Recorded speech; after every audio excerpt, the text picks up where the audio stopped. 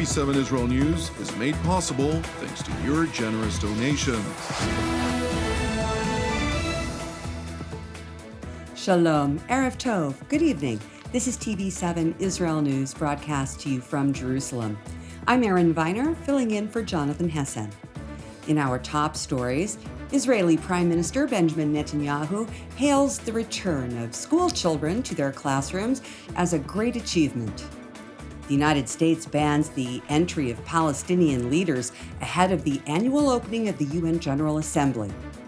British Foreign Secretary David Lammy attempts to convince the House of Commons that the government's decision to recognize Palestinian statehood does not reward Hamas. More than 2.5 million Israeli children began their new academic year yesterday, including about 180,000 newcomers to the first grade and nearly 150,000 high schoolers entering their senior years in the 12th grade. And in what is viewed as one of the greatest triumphs over Israel's enemies, the vast majority of the pupils have returned to their classrooms in areas that had been completely evacuated following the atrocities committed on October 7, 2023 by the Islamist Hamas in southern Israel and the following day in the north of the country due to the attacks by the Iranian proxy Hezbollah. After visiting several schools in the northern Galilee region, Prime Minister Benjamin Netanyahu proclaimed that the war-stricken regions are well on the way to recovery. Here, in the Galilee, where there was a great abandonment at the beginning of the war, there is now a great return.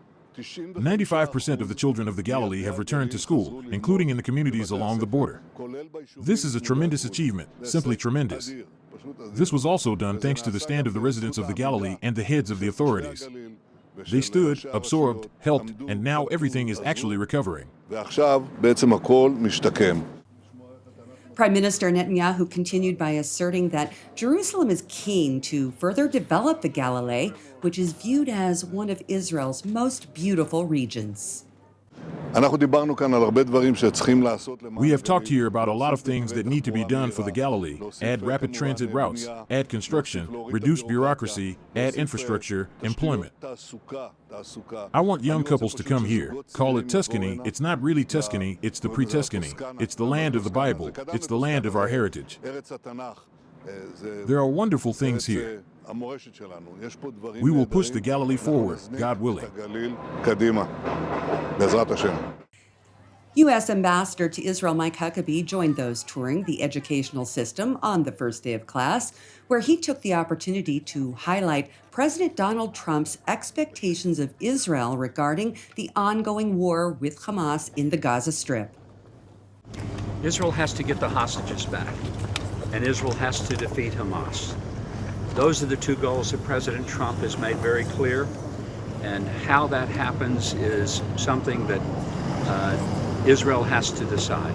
But those two things are the two things that have to happen to protect these children and the children throughout the land of Israel.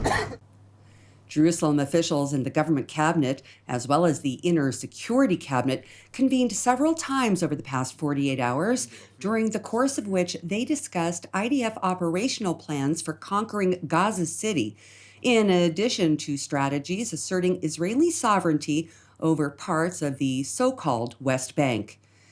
It is important to note that contrary to some circulating claims, the plan that is being formulated with top Trump administration officials involves only partial application, specifically over the Jordan Valley, and it is based on a broad Israeli consensus and shares bipartisan support both in Israel and the United States. Israel's expected move to extend its sovereignty comes in response to a joint Saudi-French initiative that includes a number of other nations, such as Australia, Canada, and Britain, who all say that they intend to announce recognition of Palestinian statehood on the sidelines of the annual opening of the United Nations General Assembly, scheduled for later this month. In addition to the expected Israeli implementation of sovereignty, the United States has already enacted its own retaliatory measures by revoking the entry permits for Palestinian Authority Chairman Mahmoud Abbas and the Palestinian delegations slated to travel to New York to attend the UN gathering. The American move has infuriated the Ramallah-based leadership, who sought to utilize the General Assembly as a world platform from which they could declare statehood in the absence of any political resolution to the decades-old conflict.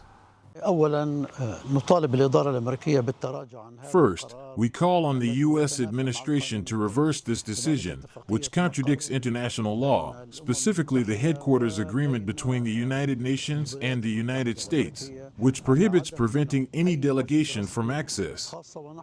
We are members of the United Nations, an observer member recognized since 2012. Therefore, this decision violates the headquarters agreement and also contradicts established norms. We urge the U.S. administration to reverse this decision, as it only contributes to further tension and escalation. We are determined to continue working with partners, Arab states, and foreign friends to push for international recognition of the State of Palestine.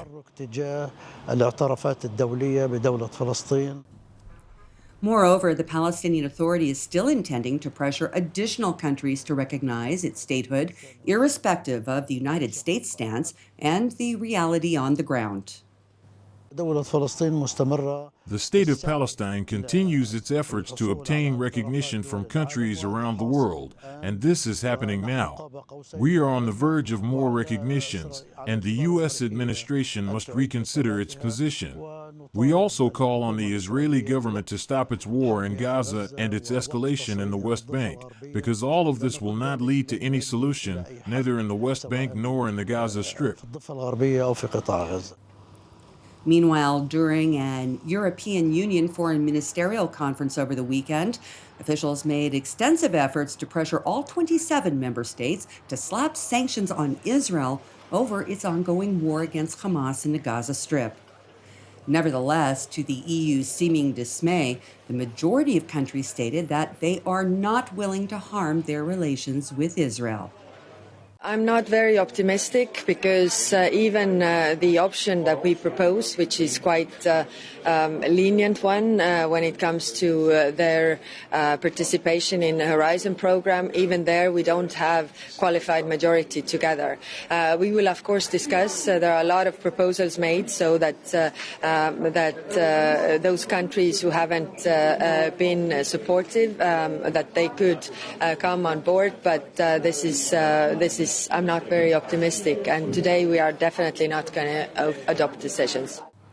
Two of the most anti-Israel regimes in Europe are the governments of Ireland and Spain, which have condemned the United States for its decision to close its borders to the leaders of the Palestinian Authority over its support of terror.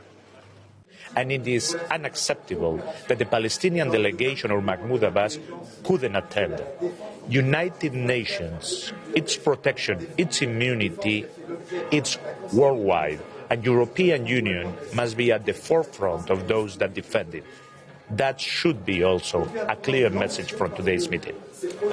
I'm very concerned about what we've seen overnight in terms of the revoking of visas for Palestinian Authority leaders due to travel to the United Nations for high-level week. A huge amount of work has been done, led by the French and the Saudis, to prepare for a conference on a two-state solution. And the idea that the leader of the Palestinian Authority would be deprived an opportunity to attend that simply isn't acceptable. And I believe the EU as a whole should protest this decision in the strongest possible terms.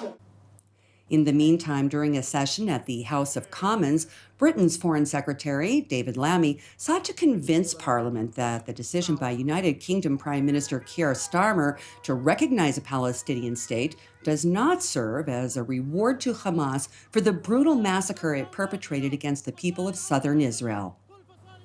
Madam Deputy Speaker, in July, I described before the UN General Assembly our intention to recognise the State of Palestine later this month.